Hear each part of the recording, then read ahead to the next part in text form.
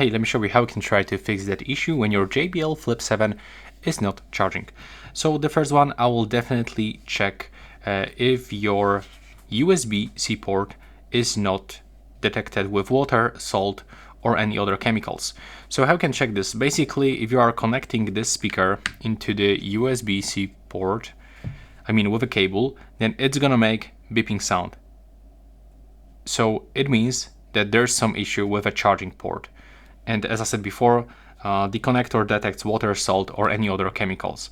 So what you have to do is just to basically completely dry and clean your USB-C port, for example, by using household items, or you can simply apply the paper clip, for example, and try to remove everything that is inside and dry your device.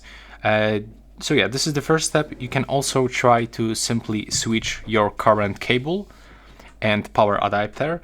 Maybe it's broken, the cable is broken, or for example something is wrong with your power adapter, but you can also try to connect this straight into your laptop, for example.